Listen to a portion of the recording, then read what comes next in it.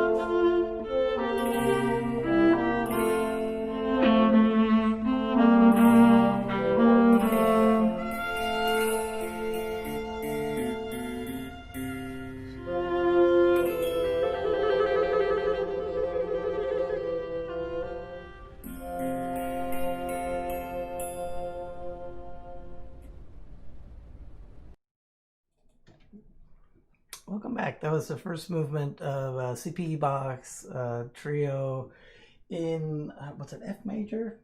Yes, F major.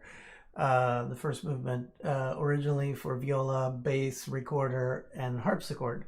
And some of you may be wondering, where's the chamber player's harpsichord? How come we're using an electric keyboard? Well, we're still in the process of moving things to into Asbury Hall. Like tomorrow in the morning, we're moving. Somebody donated to us, a friend donated to us a player piano. So we have a baby grand player piano that we're going to be moving into Asbury Hall. So I'll tell you a little bit more about next week. We might be taking a pseudo break, but you might be listening to piano rolls, which is pretty cool.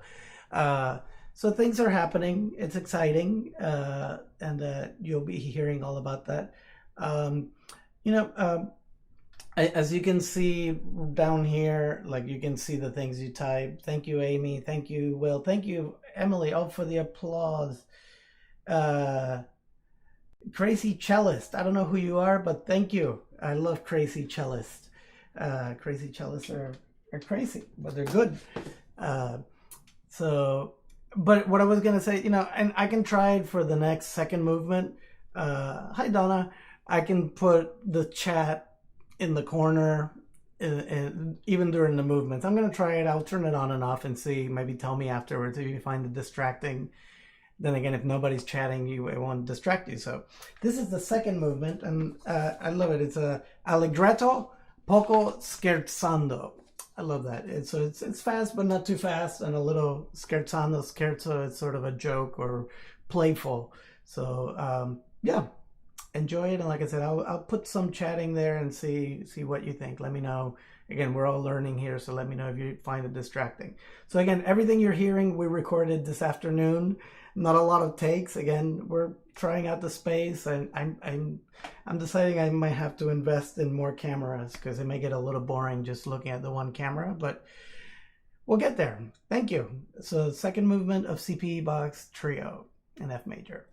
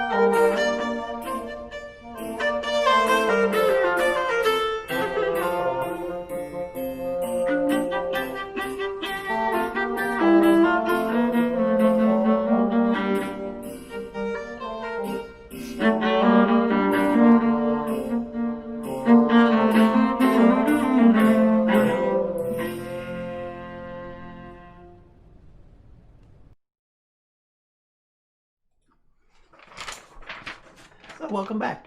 So that was the second movement. I don't know what you thought. Well, not the the playing is one thing, but I don't know what you thought about the comments. I mean, I saw nobody was chatting during that, but if you were to say, "Man, that viola sounds great," in the middle of the movement, it could come up like that, so that everybody knows that the viola sounds great. So that's up to you. I don't know. We can experiment later and see if you find it distracting. Nobody was chatting, so it was very distracting. The third movement, and by the way, I love this sonata or this trio. There's some YouTube videos on it, or some YouTube videos that have the bass recorder, and it's interesting, but I think it works really well on bassoon, and Ellen sounds great playing as well. And yeah, so the third movement, we'll do these, we'll record this again. Like I said, this is really an experiment. We rehearsed, but it'd be nice to polish it a little more. The last movement, Allegro. So it's a three movement sonata, CPE Bach. Indeed, I looked it up, and it is Carl Philipp Emanuel Bach, born 1714, died 1788. Sort of transition Baroque to the classical in style, and he was Bach's fifth son, but his second surviving son, so one of the early ones. And yeah, so let's listen to the third movement. But it's an EP. It's a little unusual, and there's only three movements, and it starts with the slow movement. Then you have this little scherzo allegretto in the middle, and then it ends with the allegro that you're about to hear. So enjoy.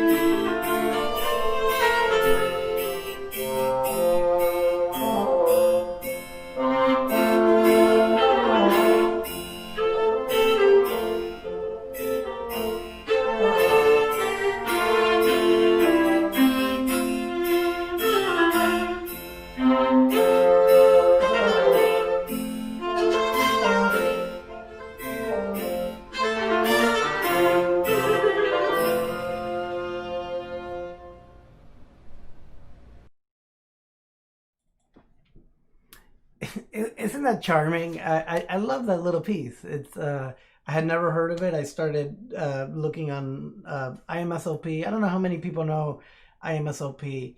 Uh, Here, in case you don't, I'll just put it in the chat. IMSLP.org. Here, I'll just copy paste. Hold on a minute. Hold on. There you go. You can go there sometime. It's a repository of public domain music, and I found this piece. I was looking for things for viola, continuo, and keyboard and continuo, so that Ellen could come along and play. So, yeah, Denise, it's a really nice piece. It's I'd never heard it before, and I hope you enjoyed it. And yeah, we'll do it again.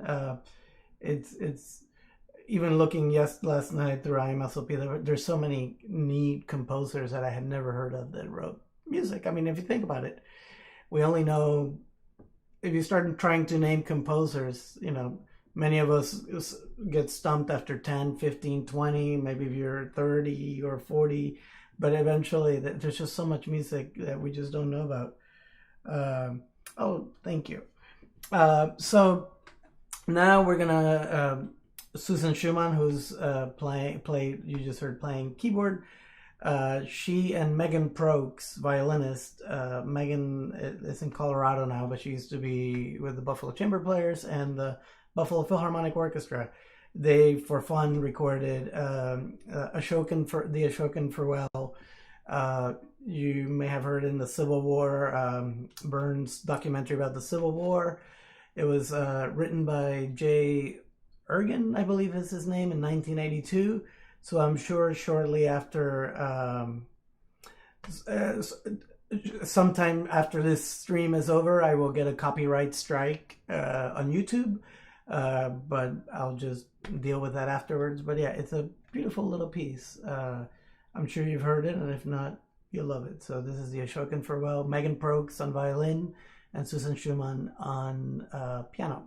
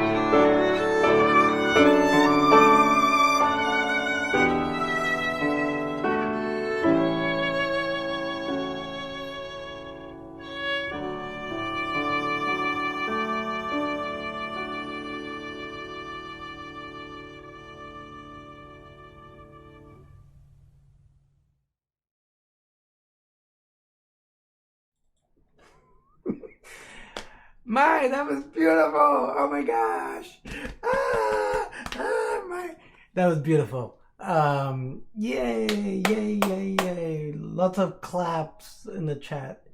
You know, we have we're doing a Telemon now, but maybe I'll play that again at the end instead of our usual playoff or something. I don't know. We'll figure it out. But that was gorgeous, especially since I'm gonna get a copyright strike for it anyway. Might as well play it twice. So yeah, that was lovely indeed. So Megan, thank you. We miss you. Wish you would come back to Buffalo, but she's doing other great things in Colorado. So yeah. So well, so back to Asbury Hall from today. I'm actually on the videos I'm wearing the same shirt because we were there and came back and did some editing. So this is, let me find the music. So, okay, this is a Telemon sonata. It's a viola sonata. It could also be a viola da gamba sonata, sonata in G major. This one's for viola and keyboard and continuo. Usually when you use the term continuo, means it's a bass line with figured bass, so you can look that up. But as continuo usually means a keyboard instrument playing the harmony, but you also have a bass instrument playing along the bass line, reinforcing the bass line. And that was probably done because usually a harpsichord or an instrument playing the harmony didn't have enough oomph on the bottom, so you would double the bass line. And you could do it with a cello, a bass, a bassoon was very common, so that's what we have today. So again, this is the first movement. It's a Sicilian lilt first movement, opening movement, and it's very nice. So enjoy.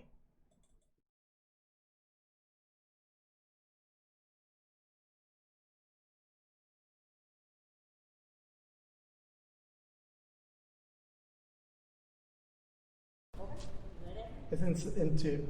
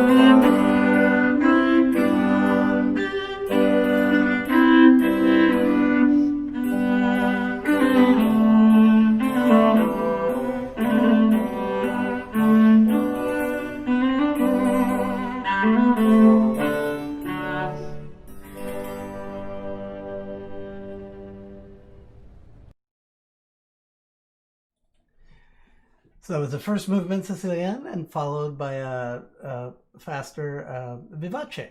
So here we go. Let's see if I can cue that one up. Second movement.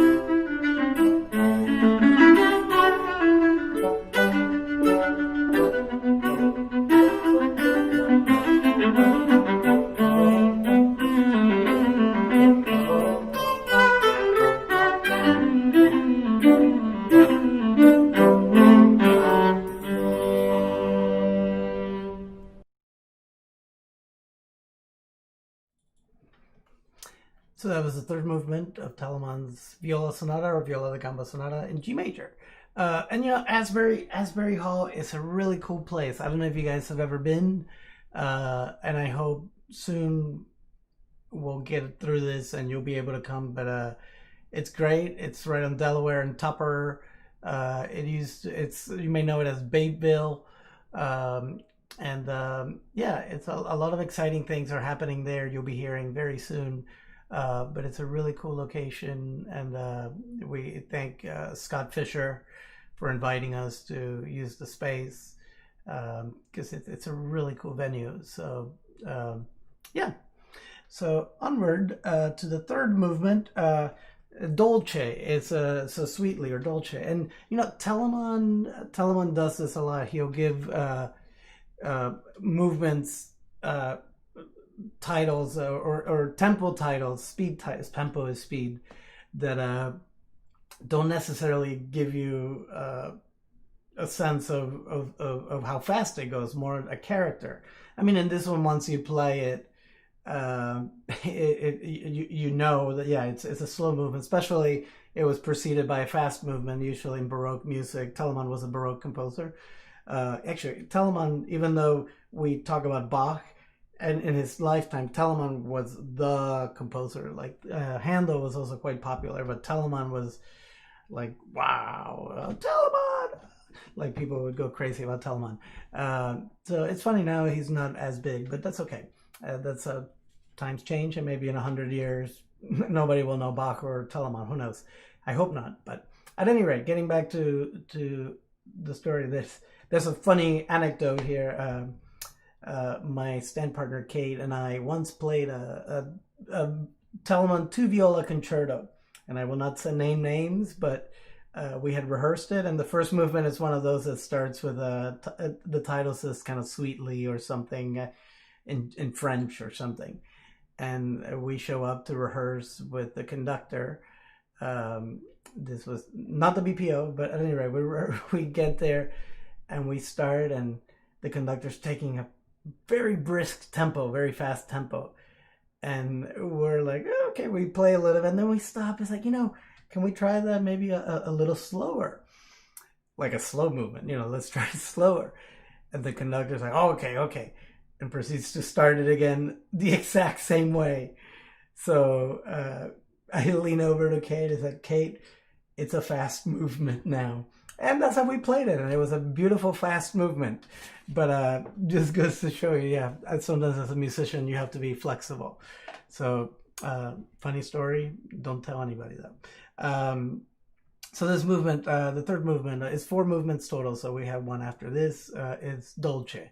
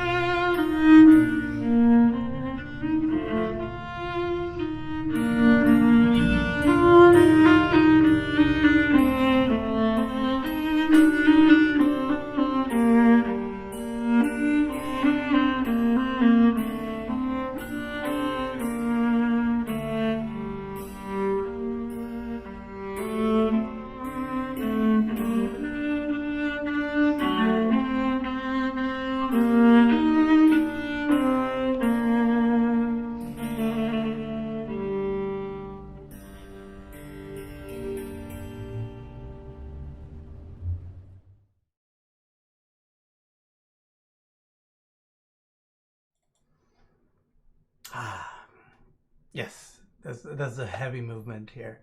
But then it ends with a fabulous fast movement. Scherzando, back to that word. I think in the CPE box there was a movement. Allegretto poco scherzando. Scherzando. Let me type it for you. It's scherzando. That's how you write it. Yeah, it just I think it's of a joking quality or playful quality. Again, it doesn't have a speed necessarily marking, like I mentioned, or like in CPE box case, he wrote allegretto, which is fast but not too fast, like allegro, slower than an allegro, so allegretto. And then he says poco scherzando as a character. But Telemann just writes scherzando without a speed marking, so or indication. But since it preceded a slow movement, you know, it should go at a decent clip. So enough of me and more of Telemann.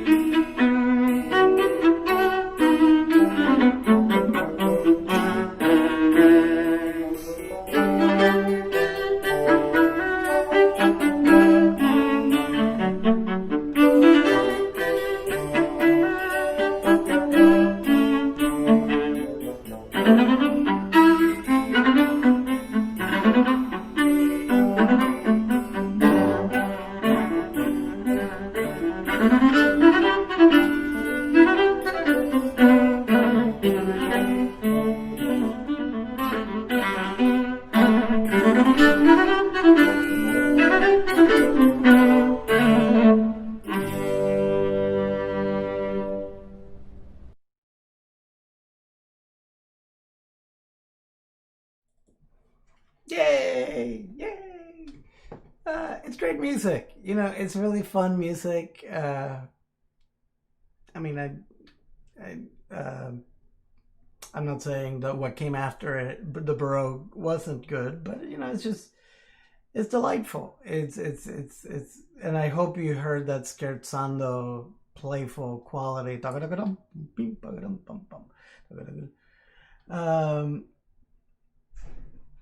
Oh, that's a good question. You can see that all. I've always wondered why some. Will asked. I have always wondered why some composers notate a segment with a slow tempo and use 64th notes, and then a fast tempo with quarter notes. The latter something slower in the slow piece. Yeah, you know, sometimes in a slow movement, when you see 64th or 32nd notes, those are flourishes, or at least as a performer, you see that as.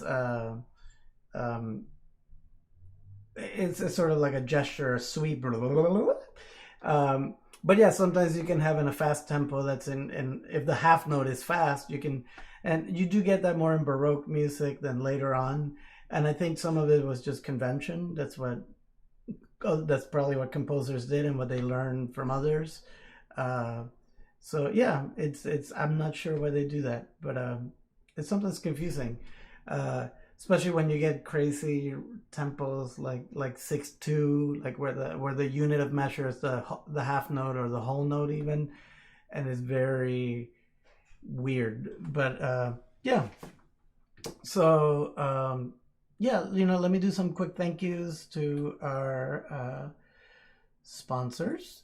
ABC Omega, our corporate sponsor, the Collin Foundation, who's been great and incredibly not only generous but flexible with our change of how life has changed, and they've been very accommodating with their funding, and the New York State Council on the Arts. And as always, viewers like you, we do welcome you to go to our website, buffalochamberplayers.org, and click. You'll find that there's support, or you can go. It's written there. A lot of you have been helping us out, and it really we need it, especially now, because since we can't do concerts, we basically lost all revenue, or at least all earned revenue from tickets. So we're working on that. We might come up with some kind of model that lets you help us provide content on a regular basis. But yeah, we'll have more on that soon. And let's see, what did I? Oh, so next week, I'm probably not gonna have any. We might be taking a little break in terms of playing, because we're gonna be going into Asbury Hall next week and trying to get some really good rehearsals done with different groups and recorded, multi-camera, multi-takes that we can edit. I mean, today's was not, it was not heavily edited. What you saw was mostly a live take, one take, in some cases two. I don't know if any of you caught the one splice in the Telemon, but it happens. But yeah, so we'll probably be bringing that program to you in 2 weeks. So not this Thursday, but the next. But next week I'll probably be doing something from Asbury Hall, hopefully with the player piano. We might even put a list of, we have like 400 rolls that were given to us, piano rolls that you just load them up. So maybe in the chat we'll do it like a jukebox or something, where you guys pick what you want to hear.